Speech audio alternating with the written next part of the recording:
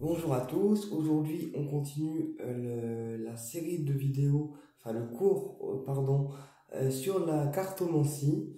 Alors, il y a une chose que j'ai oublié de vous dire dans la cartomancie, c'est que quand on débute en cartomancie, si on est pollué par une entité, si on a de la magie noire sur soi, si on a des pollutions énergétiques extérieures, d'accord, je vous déconseille d'utiliser votre jeu de cartes parce que si on est pollué par une entité ou par des énergies dissonantes extérieures, eh bien, votre voyance sera faussée puisque c'est l'entité qui prendra le contrôle de votre jeu de cartes.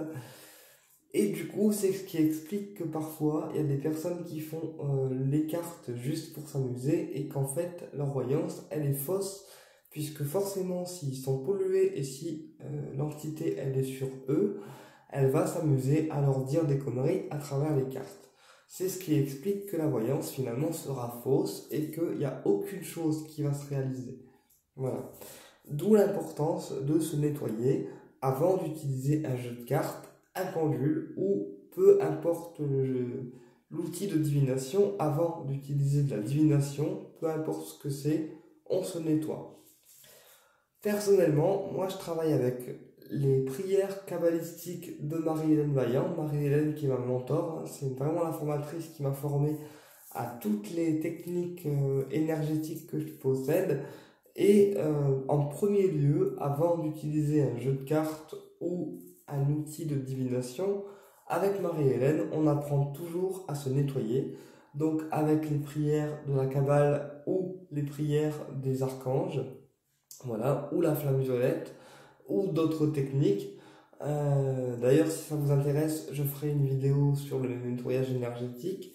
Mais avant chaque voyance, avant chaque consultation, on apprend toujours avec Marie-Hélène à se nettoyer. Puisque si nos corps énergétiques sont pollués, et si vibratoirement on est pollué, comment voulez-vous qu'on fasse une bonne consultation?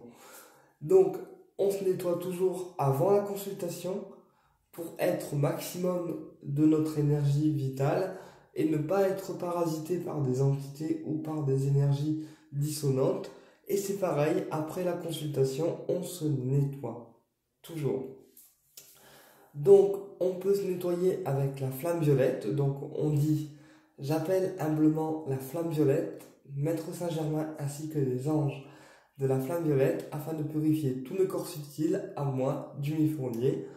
Et je demande humblement à la flamme violette, Maître Saint-Germain ainsi qu'aux anges de la flamme violette de bien vouloir rester en action jusqu'à ce que l'intégralité de toutes les énergies densifiées, forces et émanations concernées par ma demande retrouvent leur parfaite pureté originelle. Ceci se déroule maintenant dans le présent continuel, dans le présent perpétuel, et je remercie humblement la flamme violette, Maître Saint-Germain ainsi que les anges de la flamme violette pour l'accomplissement de toutes ces actions, toutes ces purifications. Amen. Et ensuite, ce décret va activer un nettoyage sur vous, chez vous, et ça peut même aussi activer un nettoyage de votre jeu de cartes. C'est-à-dire qu'on prend le jeu de cartes, d'accord, on prend dans la main, et on dit ce décret, et on demande que le jeu de cartes en question soit purifié, et ça va automatiquement le nettoyer.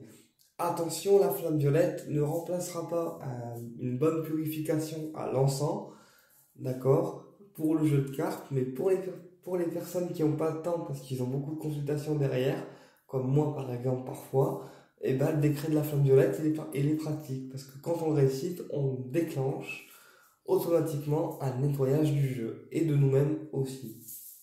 Alors bien sûr, j'ai d'autres techniques de nettoyage, mais c'est pas le but de tout vous donner dans cette vidéo aussi. Peut-être dans une autre, mais en tout cas pas dans celle-ci.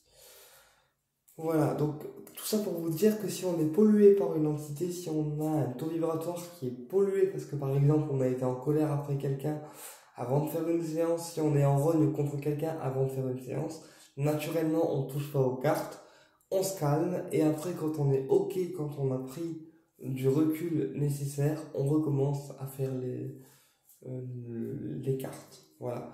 C'est pareil quand on est malade, quand on a la grippe ou quand on n'est pas bien, on évite de faire des cartes parce que ce ne sont pas un simple jeu de cartes, c'est pas un jeu.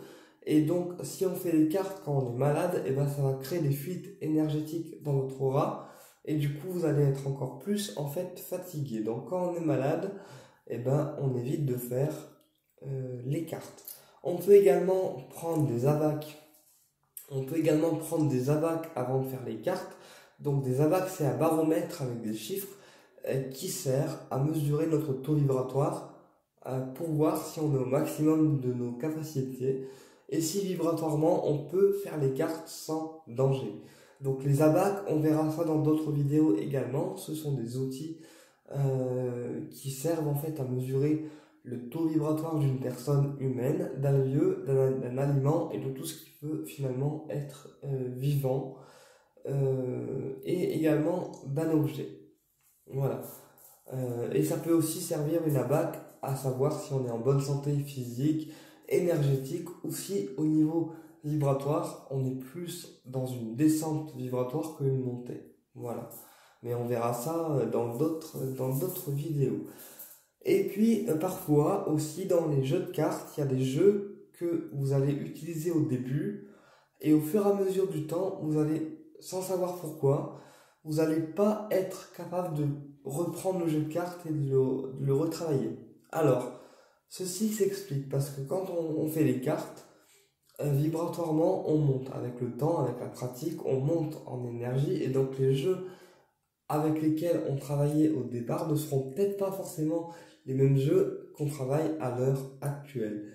Puisque en fonction de notre montée vibratoire, eh bien, les jeux avec lesquels on travaille changent. C'est-à-dire que quelqu'un qui est attiré par des jeux colorés, ben, finalement, après, il peut être attiré par des jeux aux couleurs sombres.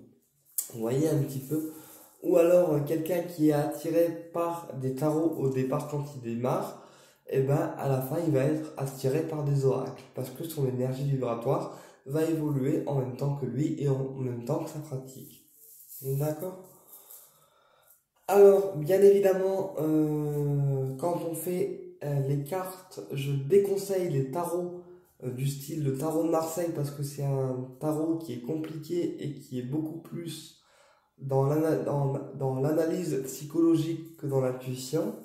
D'accord? Mais les personnes qui utilisent le tarot, finalement, c'est pas l'intuition qui travaille, c'est plus du par cœur. Et c'est pour ça que moi je le déconseille. Alors les personnes qui travaillent le tarot, souvent ils connaissent le truc par cœur. C'est-à-dire que chaque couleur de carte, chaque dessin, chaque symbolique, ils les connaissent par cœur. Par exemple, si le chariot il regarde le pape, ils savent ce que ça veut dire. Si la carte elle est à l'envers d'une certaine façon, ils savent ce que ça veut dire. Donc vous voyez, les personnes qui font le tarot finalement, ce sont des personnes qui sont très dans le mental et qui ne laissent pas place à l'intuition parce que finalement le tarot ne permet pas en fait de laisser place à l'intuition et ça doit obligatoirement être du par cœur. Voilà. Ensuite, on a également des jeux qu'on qualifiera de jeux conseils. Par exemple, le petit oracle des anges ou l'oracle des archanges. Ça ne va pas être un oracle de divination propre, ça va plus être un oracle qui va être destiné à nous donner un message. Un exemple, quel message je peux avoir pour une journée? Et donc, quand on va battre le jeu des archanges ou le petit oracle des anges, eh bien, on aura un message unique qui va nous accompagner pour toute la journée. Voilà. Bah écoutez, j'espère que cette vidéo vous a été instructive et je vous dis à très bientôt pour une prochaine vidéo.